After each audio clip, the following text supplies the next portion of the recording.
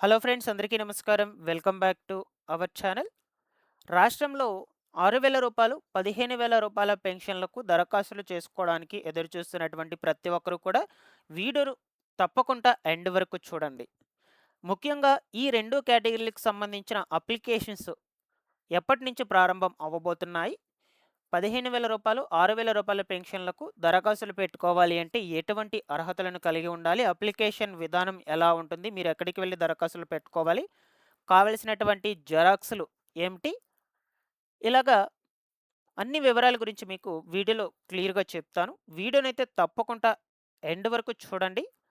ఫైనల్‌గా మీకేమన్నా డౌట్స్ ఉన్నట్లయితే కామెంట్‌లో అడగండి. నేను అక్కడ కూడా రెస్పాండ్ అవ్వడానికి ప్రయత్నం చేస్తాను. ఫస్ట్ టైమ్ ఛానెల్‌ని చూడడానికి వచ్చినటువంటి వాళ్ళు ఎవరైనా ఉన్నట్లయితే తప్పకుండా ఛానెల్‌ని సబ్స్క్రైబ్ చేసుకొని పక్కనే ఉన్నటువంటి బెల్ ఐకాన్‌ని క్లిక్ చేసి ఆల్ నోటిఫికేషన్‌ను ఆన్‌లో పెట్టుకోండి. ఒకసారి మన టెలిగ్రామ్ ఛానెల్‌ని కూడా విజిట్ చేయండి. అందులో కూడా జాయిన్ అవ్వండి. వెళ్లి చూసి డైలీ కూడా మీకు యూజ్ అయ్యే ఇన్ఫర్మేషనే అప్డేట్ చేస్తూ ఉంటాను. మీకు నచ్చితే జాయిన్ అయ్యి నన్ను సపోర్ట్ చేయండి గైస్. ఇన్ఫర్మేషన్ నచ్చినట్లయితే లైక్ చేసి తెలియనటువంటి వాళ్ళందరికీ కూడా షేర్ చేయండి. రెగ్యులర్‌గా మన ఛానెల్‌ని ఫాలో అప్ చేస్తుండండి. లేట్ చేయకుండా వివరాల్లోకి గనుక వచ్చేసినట్లయితే ఏపీలో చాలా రోజుల నుంచి కూడా కొత్తగా పెన్షన్లకు అప్లికేషన్స్ పెట్టుకోవడం కోసం చాలా రకాల కేటగిరీ వాళ్ళు ఎదురు చూస్తున్నారు. అందులో ముఖ్యంగా వచ్చేసి మనకు ఈ రూ. 6,000 పెన్షన్స్‌కు, రూ. 15,000 పెన్షన్స్‌కు అప్లై చేసుకునేటువంటి వాళ్ళు ఎక్కువ సంఖ్యలో ఉన్నట్లు సమాచారం అన్నమాట. అయితే వీళ్ళకు సంబంధించి ఎప్పటి నుంచి అప్లికేషన్స్ స్టార్ట్ అవ్వబోతున్నాయి? అప్లై చేసుకోవాలంటే ఏ విధమైనటువంటి అర్హతలు కలిగి ఉండాలి? ఈ డీటెయిల్స్ మొత్తం కూడా వన్ బై వన్ ఇప్పుడు మనం చూద్దాం. ఓకేనా? సో, ఫస్ట్ వచ్చేసి రూ. 15,000 పెన్షన్స్ గురించి తెలుసుకుందాం గైస్.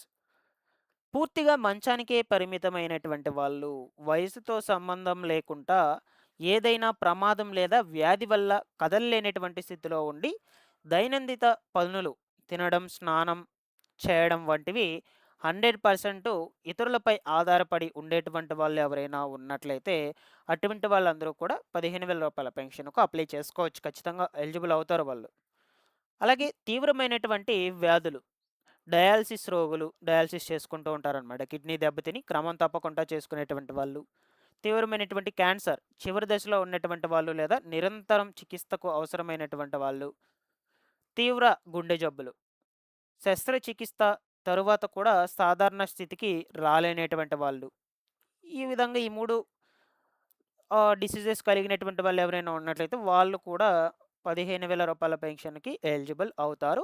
సో, మీకిచ్చినటువంటి సదరం సర్టిఫికేట్‌లో మీకు వైకల్య శాతం వచ్చేసి 80% కంటే ఎక్కువ ఉండాలి మీరు. 15,000 పెన్షన్‌లకు దరఖాస్తులు పెట్టుకోవాలంటే. ముఖ్యంగా వచ్చేసి మల్టిపుల్ డిజేబిలిటీ.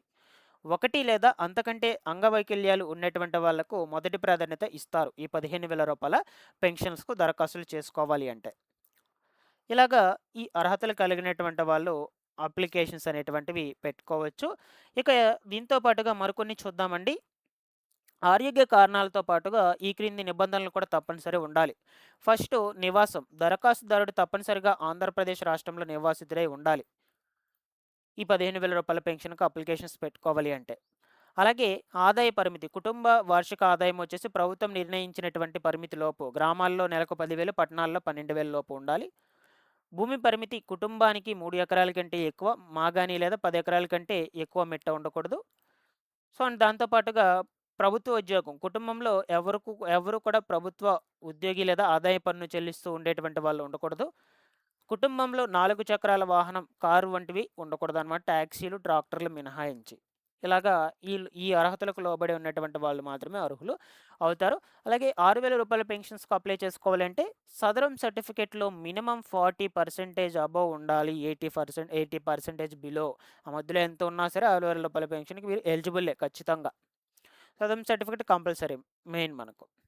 ఇక అప్లికేషన్స్ అనేటువంటివి ఎప్పటి నుంచి స్టార్ట్ అయ్యే అవకాశం ఉండొచ్చంటే, ఈ 2 కేటగిరీలకు సంబంధించి ఇప్పటికే ముఖ్యమంత్రి నారా చంద్రబాబు నాయుడు గారు చెప్పున్నారు.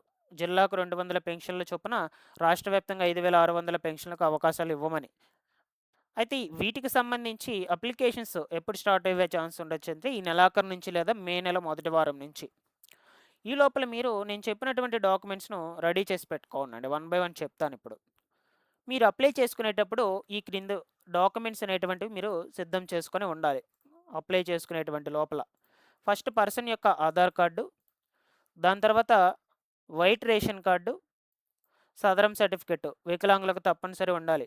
మెడికల్ రిపోర్ట్స్ ప్రభుత్వ ఆసుపత్రి లేదా డాక్టర్ సంతకం చేసినటువంటి వ్యాధి ధృవీకరణ పత్రం అంటే మెడికల్ సర్టిఫికేట్ అనమాట. దీర్ఘకాలిక వ్యాధిగ్రస్తులకు మెడికల్ సర్టిఫికేట్ ఉండాలి ఖచ్చితంగా. ఇలాగా ఈ డాక్యుమెంట్స్ నీడ్ అవుతాయి. వీటితో పాటుగా క్యాష్ ఇన్కమ్ సర్టిఫికేట్స్ ఉండాలి. పాస్‌పోర్ట్ సైజ్ ఫోటో కూడా, లేటెస్ట్ కలర్ ఫోటో కూడా ఉండాలి మీ దగ్గర. ఓకేనా? ఇక దరఖాస్తు ప్రక్రియ వచ్చేసి ఖచ్చితంగా గ్రామ వార్డు సచివాలయంలోనే అవైలబుల్‌లోకి ఉంటుంది. ఆన్‌లైన్‌లో కూడా అంతగా చెప్పలేం కానీ, గ్రామ వార్డు సచివాలయాల ద్వారానే మీరు అప్లికేషన్స్ పెట్టుకోవాల్సయితే ఉంటుంది. బట్ ఇంకా ఇప్పుడు స్టార్ట్ అవ్వలేదు కదా! నేను అప్డేట్స్ అనేటువంటివి మీకు ఎప్పటికప్పుడు మన ఛానల్ నుంచి అయితే అందజేస్తూ ఉంటాను గైస్. సో, ఇలా అయితే ఉన్నాయి. రాష్ట్రంలో ఈ 2 కేటగిరీలకు సంబంధించి అప్లికేషన్స్ పెట్టుకోవడం కోసం చాలామంది కూడా వెయిట్ చేస్తూ ఉన్నారు. సో, ఇందులో మీకేమైనా డౌట్స్ ఉన్నా కమెంట్‌లో అడగండి. నేను వెంటనే రెస్పాండ్ అయితే అవుతాను. సో, ఇక్కడ మీరు గ్రామ వార్డు సచివాలయాల ద్వారా అప్లికేషన్స్ పెట్టుకోవచ్చు. అక్కడికి వెళ్లి వెల్ఫేర్ అసిస్టెంట్ అధికారి ఉంటారు కదా! అతని ద్వారా పెట్టుకోవచ్చు. దరఖాస్తు చేసుకున్న తర్వాత మెడికల్ బోర్డు వారు వచ్చి తనిఖీ చేస్తారు.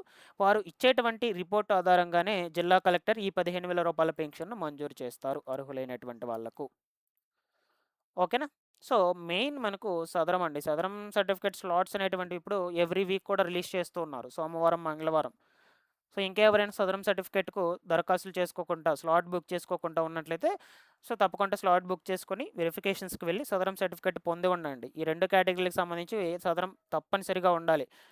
ఆ సదరం లేకుంటే మీకెంత పర్సెంటేజ్ డిజేబిలిటీ ఉందని గుర్తించలేరనమాట. సో, అందువల్ల మరీ చెప్తూ ఉన్నాను. ఇక రిమైనింగ్ 50 ఏళ్ళు నిన్నటువంటి వాళ్ళకు, వితంతువులకు, ఒంటరి మహిళలకు, డప్పు కళాకారులకు, కళ్ళు గీత వీళ్ళందరికీ కూడా అప్లికేషన్స్ తీసుకోరా అంటే వీళ్ళకి కూడా తీసుకుంటారు. ఫస్ట్ మెయిన్ మనకు ఈ 2 కేటగిరీలకు చెందినటువంటి వాళ్ళకి తీసుకుంటారు. తరువాత రిమైనింగ్ కేటగిరీ వాళ్ళకి కూడా అప్లికేషన్స్ స్టార్ట్ అవుతాయి. సో, అప్పుడు మీరు అప్లికేషన్స్ అనేటువంటివి పెట్టుకునే ఛాన్స్ అయితే ఉంటుంది గైస్. ఓకేనా?